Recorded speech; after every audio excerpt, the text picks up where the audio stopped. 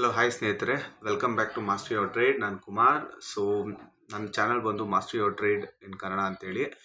So ನಾನು ಒಂದು basically 8 to 10 years experience ಇರುವಂಥ ಟ್ರೇಡರ್ಸು. ಲೈವ್ ಮಾರ್ಕೆಟಲ್ಲಿ ಆಲ್ಮೋಸ್ಟ್ ನಾವು 4.5 yearsಯಿಂದ ಟ್ರೇಡ್ ಮಾಡ್ತಾ ಇದ್ದೀನಿ.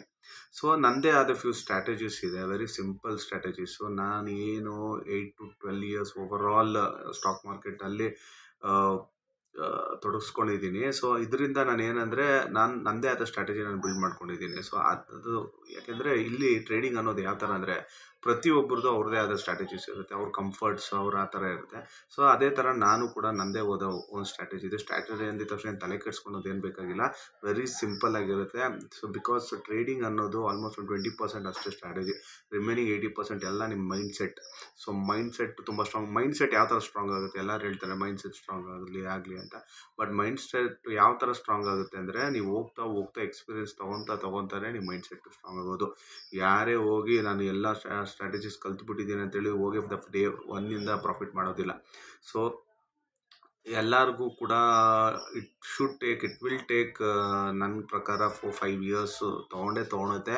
ಯಾಕೆಂದರೆ ಮಾರ್ಕೆಟ್ ಆ ಥರ ಕಲಿಸುತ್ತೆ ನಿಮಗೆ. ಮಾರ್ಕೆಟ್ ಕನ್ಸಿಸ್ಟೆಂಟ್ ಆಗಿರೋದಿಲ್ವಲ್ಲ, ಅದೇ ರೀತಿಯಾಗಿ ಅದು ಮೂವ್ ಆಗ್ತಾ ಇರುತ್ತೆ. ಅದರಲ್ಲಿ ಎಷ್ಟು ವೇರಿಯೇಷನ್ಸ್ ಇರುತ್ತೆ.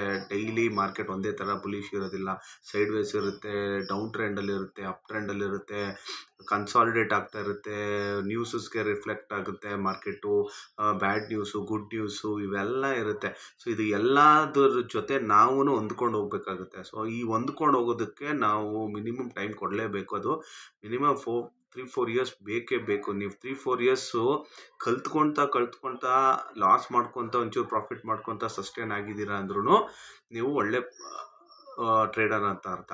ಓಕೆನಾ? ಸೊ ಯಾರ್ಯಾರು 3-4 years ಸಸ್ಟೈನ್ ಆಗಿದ್ದೀರಾ in trading, no matter you are in break even ಪಾಯಿಂಟಲ್ಲಿರ್ಬೋದು, ಇಲ್ಲ ನೀವು ಲಾಸಲ್ಲಿರ್ಬೋದು, ಬಟ್ ಯು ಆರ್ ಸಸ್ಟೈನಿಂಗ್ ಅಂದರೆ ಯು ಆರ್ ಲರ್ನಿಂಗ್ ಸಮಥಿಂಗ್ ಅಂತ. ಸೊ ಹೋಲ್ಡ್ ಆನ್ ಆಗಿ ಕಲ್ತ್ಕೊಳ್ಳಿ.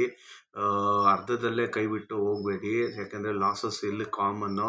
ಹಂಗಂತ ಹೇಳ್ಬಿಟ್ಟು ಪ್ಯಾನಿಕ್ ಆಗಿ ನೀವು ಸೆಲ್ ಆಫ್ ಮಾಡಿಕೊಂಡು ಟ್ರೇಡಿಂಗ್ನ ಗ್ಯಾಮ್ಲಿಂಗ್ ಅಂತ ಅಂದ್ಕೊಂಡು ಅರ್ಧದಲ್ಲೇ ಕೈ ಬಿಟ್ಟು ಹೋಗ್ಬೇಡಿ. ಓಕೆನಾ? ಸೊ ಕಲ್ದಿಯಕ್ಕೆ ಬಂದಿದ್ರೆ ದೃಢವಾಗಿ ಕಲೀರಿ. This one of the easiest place to make easiest money but in a toughest way ಅಂತ ಹೇಳ್ತಾರೆ.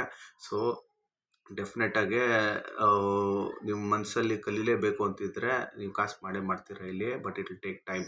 ಎಲ್ಲ ಬಿಸ್ನೆಸ್ಸು ಟೈಮ್ ಇಡುತ್ತೆ, ಇಲ್ಲೂ ಇರುತ್ತೆ. ಬೇರೆ ಬಿಸ್ನೆಸ್ಸಸ್ ಥರ ನೀವು ತಲೆ ಚಚ್ಕೊಂಡು ಫಿಸಿಕಲ್ ಆಗೆಲ್ಲ ಇದು ಮಾಡೋಂಗಿಲ್ಲ. ಬಟ್ ಇಲ್ಲಿ ಹೆವಿ ಮೆಂಟಲ್ ಪ್ರೆಷರ್ಸ್ ಇರುತ್ತೆ. ಅದನ್ನೆಲ್ಲ ತಡ್ಕೊಬೇಕು ಅಂದಾಗ the more you spend time, the more the time you give to this, the more you learn here. ಅಷ್ಟೇ, ಇನ್ನೇನು ಇಲ್ಲ. ಎಕ್ಸ್ಪೀರಿಯನ್ಸ್ ಮ್ಯಾಟರ್ಸ್ ಇಲ್ಲಿ ಅಷ್ಟೇ. ಮೈಂಡ್ ಸೆಟ್ ಇಂಪ್ರೂವ್ ಆಗಬೇಕಂದ್ರೆ ನೀವು ಸ್ಪೆಂಡ್ ಮಾಡಬೇಕು. ನೀವು ಟೈಮ್ ಎಕ್ಸ್ಪೀರಿಯನ್ಸ್ ನೀವೇ ತೊಗೊಬೇಕು. ಇಲ್ಲಿ ಯಾರು ಬಂದು ಕೊಡೋದಿಲ್ಲ. ಯಾರು ಎಷ್ಟೇ ಹೇಳ್ಕೊಟ್ರು ಅಷ್ಟೇ. ನೀವು ಸ್ವಂತ ಕೊನೆಯಲ್ಲಿ ಫೈನಲ್ಲಿ ನಿಮ್ಮ ಸಿಸ್ಟಮ್ ಮುಂದೆ ಕೂತ್ಕೊಂಡು ನೀವು ಟ್ರೇಡ್ ಮಾಡಿದ್ದೀರಾ ಅಂದ್ರೇ ಅದು ನೀವು ಓನಾಗಿ ಎಕ್ಸ್ಪೀರಿಯನ್ಸ್ ತೊಗೊಂಡ್ರೇ ಇಲ್ಲಿ ವರ್ಕೌಟ್ ಆಗುತ್ತೆ. ನೀವೆಂಥ ದೊಡ್ಡ ಕ್ಲಾಸಸ್ಗೆ ಹೋದರೆ ಇನ್ಫಾರ್ಮೇಷನ್ ಗ್ಯಾದರ್ ಮಾಡ್ಬೋದು ಅಷ್ಟೇ.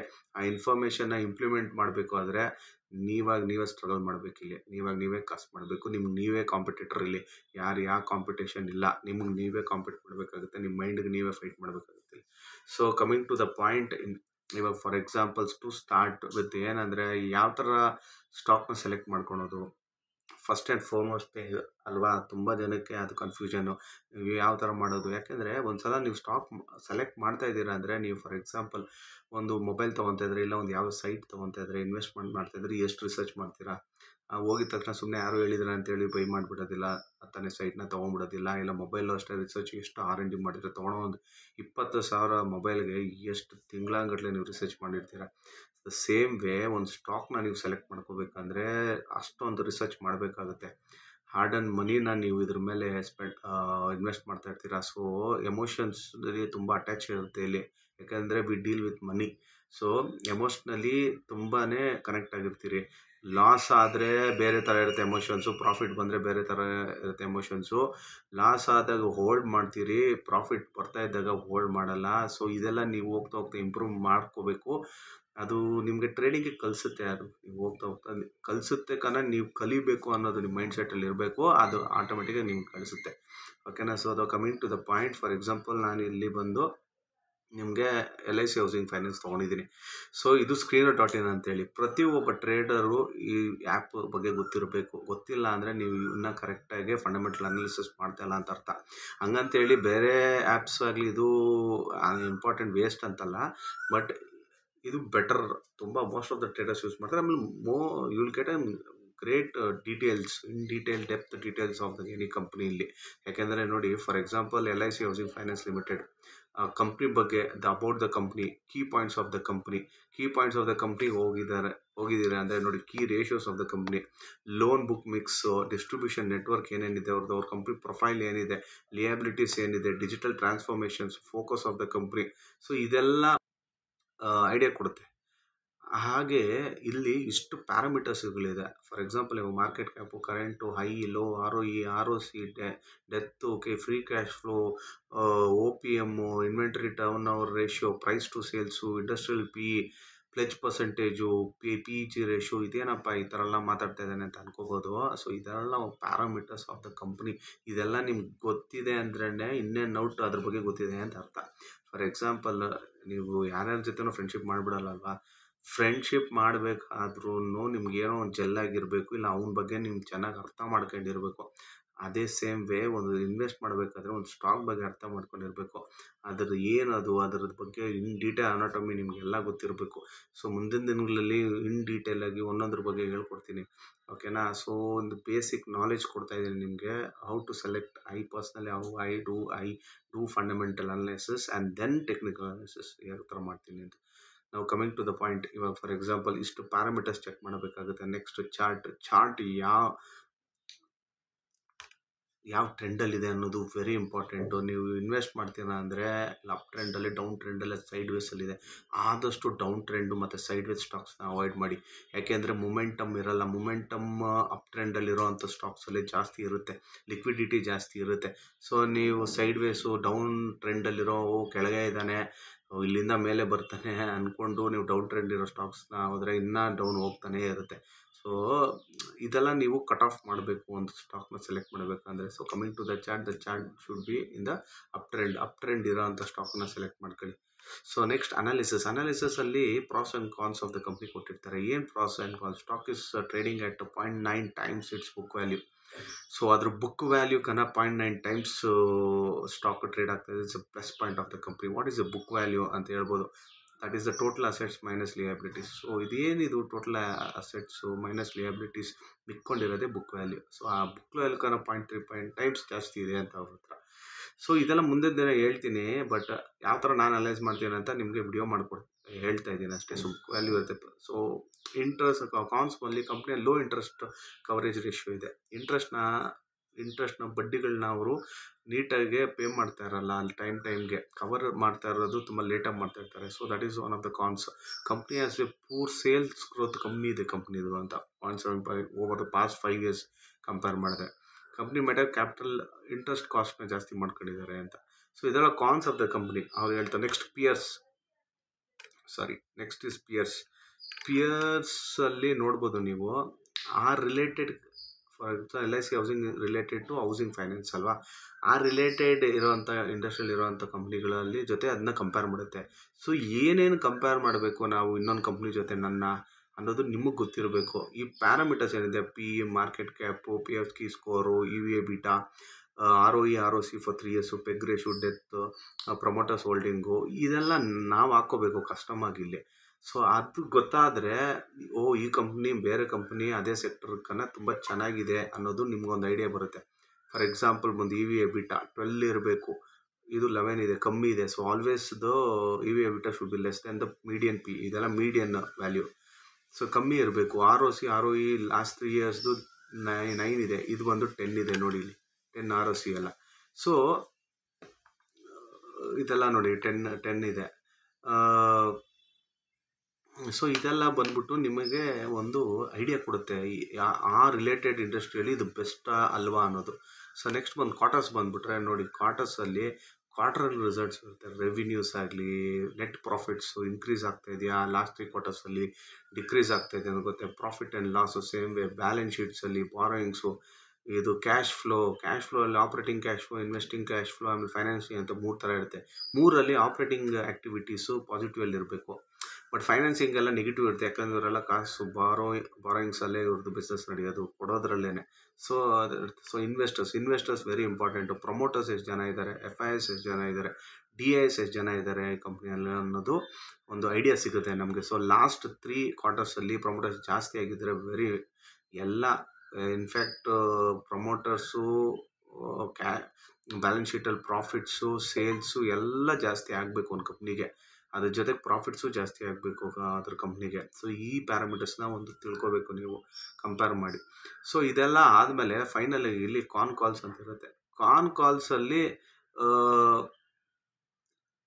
ಕಾಲ್ಸಲ್ಲಿ ಬಂದ್ಬಿಟ್ಟು ಕಂಪ್ನೀಸ್ ಮೀಟಿಂಗ್ಸನ್ನ ನೋಟ್ ಆಗಿ ಮಾಡಿ ಸಮರೈಸ್ ಮಾಡಿ ಕೊಟ್ಟಿರ್ತಾರೆ.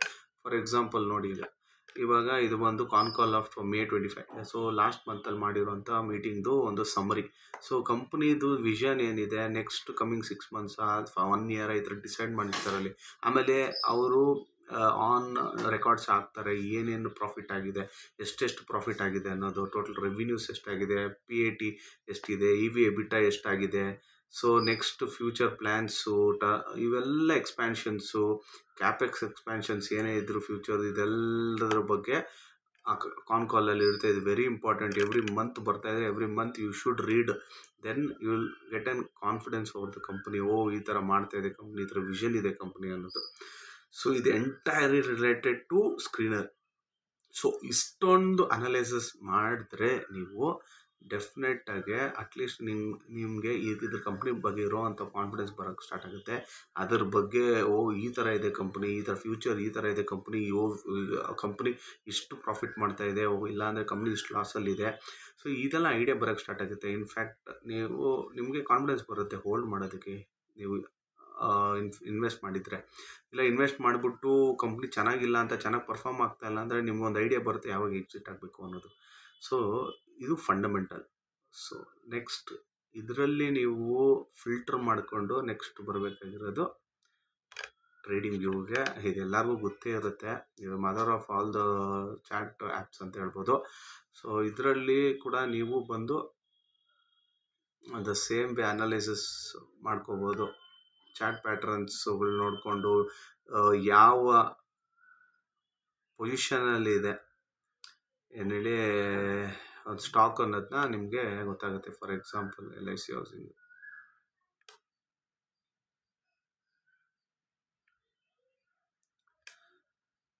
LIC ಹೌಸಿಂಗ್ ಫೈನಾನ್ಸು ನೀವು ಚಾರ್ಟ್ ನೋಡ್ಬೋದು. ಇವಾಗ ಇದು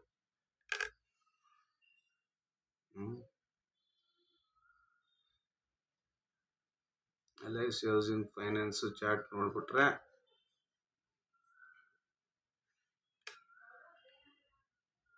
ಆದಷ್ಟು ಕಡಿಮೆ ಟೈಮ್ ಫ್ರೇಮ್ ಇರೋ ಅಂಥದ್ದನ್ನು ಹಾಕೊಂಡ್ರೆ you will get a clear picture. ಓಕೆನಾ? ನಾನು especially equity traders, short term to long term trader. So ನಾನು ಯಾವಾಗಲೂ ನನ್ನ ಟೈಮ್ ಫ್ರೇಮ್ ಬಂದ್ಬಿಟ್ಟು ಚಾರ್ಟದು ಡೈಲಿ, ವೀಕ್ಲಿ, ಮಂತ್ಲಿಯಲ್ಲೇ ಇರುತ್ತೆ. ಸೊ ಚಾರ್ಟ್ ಹಾಕ್ಕೋಬೇಕಾದ್ರೆ ನೋಡಿ, ಈ ಥರ ಸಪೋರ್ಟ್ ಆ್ಯಂಡ್ ರೆಸಿಸ್ಟೆನ್ಸ್ಗಳನ್ನ ಡ್ರಾ ಮಾಡ್ಕೋಬೇಕು.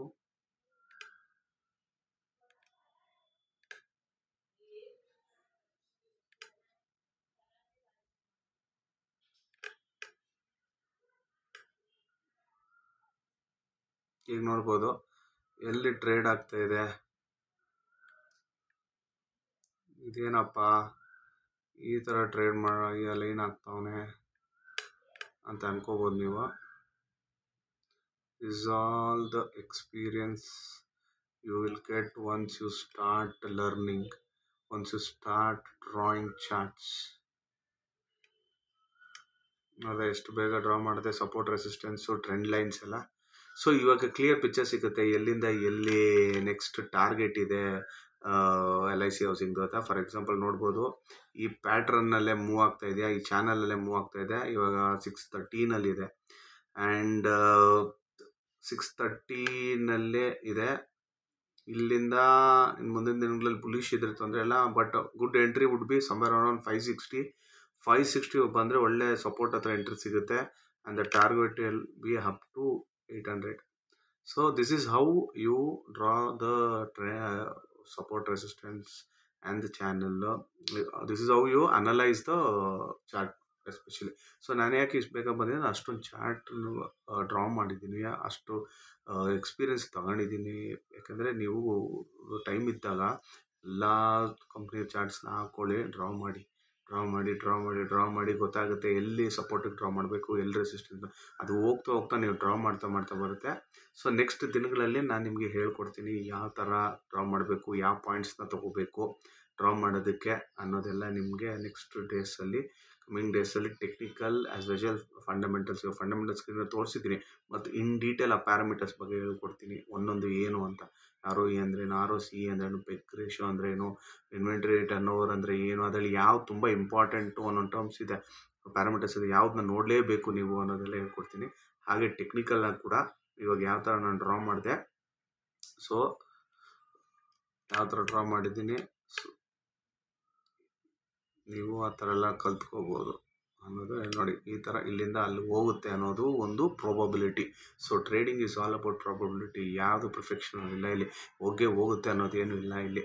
ಹೋಗಬಹುದು ಅನ್ನೋ ಒಂದು ಪ್ರಾಬಬಿಲಿಟಿ ಮೇಲೆ ಎಲ್ಲರೂ ಟ್ರೇಡ್ ಮಾಡ್ತಾ ಇರೋದು. ಯಾರೇ ಅದು ವಾರನ್ ಬಫೆಟ್ ಆಗಿರ್ಬೋದು, ಯಾರೇ ಆಗಿರ್ಬೋದು, ನಿಮ್ಮ ರಿಸ್ಕ್ ಟು ರಿವಾರ್ಡ್ನ ನೋಡಿಕೊಂಡು ನೀವು ಇನ್ವೆಸ್ಟ್ಮೆಂಟ್ ಮಾಡ್ಕೋಬೋದು. ಓಕೆನಾ? So that's it guys. So ನನ್ನ ಚಾನಲ್ನ ಸಬ್ಸ್ಕ್ರೈಬ್ ಮಾಡ್ಕೊಳ್ಳಿ, ಲೈಕ್ ಮಾಡಿ, ಕಮೆಂಟ್ ಮಾಡಿ. ಈ ಥರ ಮಾಡೋದ್ರಿಂದ ನನಗೂ ಒಂದು ಜೋಶ್ ಸಿಗುತ್ತೆ, ಇನ್ನೂ ಮೋರ್ ವಿಡಿಯೋಸ್ ಮಾಡೋಣ, ನನ್ನ ಎಕ್ಸ್ಪೀರಿಯೆನ್ಸ್ನ ಶೇರ್ ಮಾಡ್ಕೊಳ್ಳೋಣ ಅಂತ ಅಷ್ಟೇ. ಇಲ್ಲಿ ಬಿಟ್ಟರೆ ಹೆಲ್ಪ್ ಆಗ್ಬೋದು ಒಂದಷ್ಟು ಜನ, ಎಸ್ಪೆಷಲಿ ನಮ್ಮ ಕನ್ನಡ ಜನಗಳಿಗೆ ಅಷ್ಟೇ, ಇನ್ನೇನೂ ಇಲ್ಲ. ಓಕೆನಾ? ಸೊ ದಯವಿಟ್ಟು ಸಬ್ಸ್ಕ್ರೈಬ್ ಮಾಡ್ಕೊಳ್ಳಿ. ನೆಕ್ಸ್ಟ್ ಇದರಲ್ಲಿ ವಿಡಿಯೋಗಳಲ್ಲಿ in depth fundamental and technical ಬಗ್ಗೆ ಬರ್ತೀನಿ. ಇನ್ ಬಿಟ್ವೀನ್ ಶಾರ್ಟ್ಸ್ ಮಾಡ್ತಾ ಇರ್ತೀನಿ. ನನಗನ್ಸಿರೋ ನಾನು ಇನ್ವೆಸ್ಟ್ ಮಾಡ್ತಾ ಇರೋಂಥ ಕಂಪ್ನಿಗಳು ಅದರದ್ದು ಸ್ಕ್ರೀನ್ಶಾಟ್ಸ್ನ ಹಾಕ್ತಾ ಇರ್ತೀನಿ. ಇದೆಲ್ಲ ನನ್ನ ರಿಸರ್ಚ್ ಆಗಿರುತ್ತೆ, ನಾನು ಯಾವುದೇ ಅಡ್ವೈಸ್ ಮಾಡಲ್ಲ ಇಲ್ಲಿ. ಯಾಕಂದರೆ I am non SEBI registered ಅಲ್ಲ ನಾನು. ಓಕೆನಾ? ಸೊ ನಾನು ಅಡ್ವೈಸ್ ಮಾಡ್ತಾ ಇಲ್ಲ, ನಾನು ರಿಸರ್ಚ್ನ ನಾನು ಶೇರ್ ಮಾಡ್ಕೊತಾ ಇದ್ದೀನಿ, ಐಡಿಯಾಸ್ನ. ಸೊ ನಿಮ್ಮ ರಿಸರ್ಚ್ ನೀವು ಮಾಡ್ಕೊಳ್ಳಿ, ನೀವು ಬೇಕಾದರೆ ಇನ್ವೆಸ್ಟ್ ಮಾಡ್ಕೊಳ್ಳಿ ಅಷ್ಟೇ. ಓಕೆನಾ? ಸೊ ಸಿಗೋಣ next ವಿಡಿಯೋಗಳಲ್ಲಿ. Until then, please do subscribe to my channel and please do support.